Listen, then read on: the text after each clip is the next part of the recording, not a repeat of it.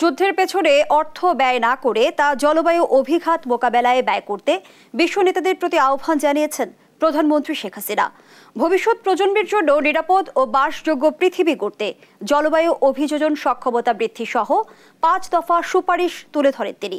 শামীমা আক্তারের রিপোর্ট।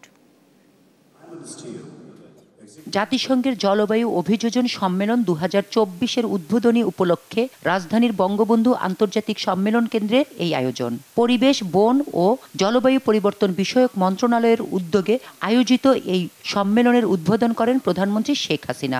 বন, পরিবেশ ও জলবায়ু পরিবর্তন বিষয়ক মন্ত্রণালয়ের মন্ত্রী সহ দেশি বিদেশে বিভিন্ন সংস্থার প্রতিনিধি, এনজিও প্রতিনিধি, জলবায়ু বিশেষজ্ঞ সহ প্রায় 1000 প্রতিনিধির উদ্বোধনী অনুষ্ঠানে অংশ নেন।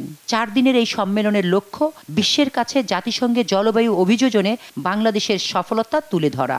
ন্যাপ এক্সপো 2024 এবং Bangladesh climate development partnership BCDP এর শুভ উদ্বোধন ঘোষণা করেন। এ সময় প্রধানমন্ত্রী শেখ হাসিনা বলেন, বঙ্গবন্ধুর পদাঙ্ক অনুসরণ করে নিজস্ব অর্থায়নে বাংলাদেশ জলবায়ু পরিবর্তন ট্রাস্ট ফান্ড গঠন সহ তার সরকারের 25টি মন্ত্রণালয়ের মাধ্যমে 37,000 কোটি টাকা ব্যয় করেছে। আমরা বঙ্গবন্ধু শেখ মুজিবের পদাঙ্ক অনুসরণ করি জলবায়ু পরিবর্তনের বিরূপ প্রভাব মোকাবেলায় নিজস্ব সম্পদ দিয়ে বিভিন্ন কর্মসূচি বাস্তবায়ন করছি।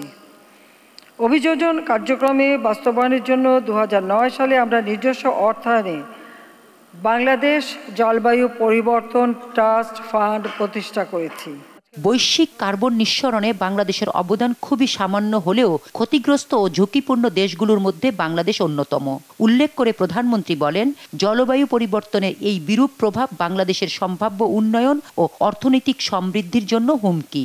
জলবায়ু পরিবর্তনের এই বিরূপ প্রভাব আমাদের সম্ভাব্য উন্নয়ন এবং অর্থনৈতিক সমৃদ্ধির জন্য হুমকি হিসেবে দেখা দিয়েছে।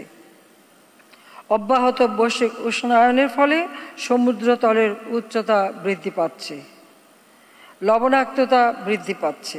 এর ফলে বাংলাদেশের দক্ষিণ পশ্চিমাংশের বিস্তীর্ণ অঞ্চল, যা দেশের মোট আয়তনের 12 থেকে 17%, এই শতাব্দীর শেষ দিকে সমুদ্রগর্ভে নিমজ্জিত হওয়ার ঝুঁকির মধ্যে রয়েছে। বাংলাদেশ জলবায়ু পরিবর্তনের অভিঘাত মোকাবেলায় সবসময় আন্তর্জাতিক সম্প্রদায়ের সাথে কাজ করে যাচ্ছে উল্লেখ করে ধরিত্রী রক্ষায় সবাইকে একযোগে কাজ করার আহ্বান জানান প্রধানমন্ত্রী শেখ হাসিনা।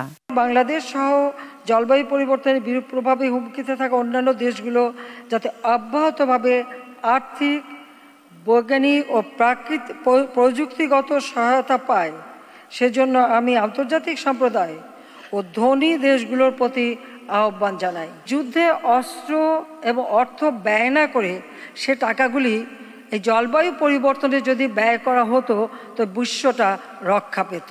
প্রধানমন্ত্রী শেখ হাসিনা বলেন, এরই মধ্যে প্রধানমন্ত্রী কার্যালয়ের নেতৃত্বে বাংলাদেশ উন্নয়ন সহযোগীদের সঙ্গে নিয়ে নানা পদক্ষেপ গ্রহণ করেছে। শামীমা আক্তার, দেশ টিভি, ঢাকা।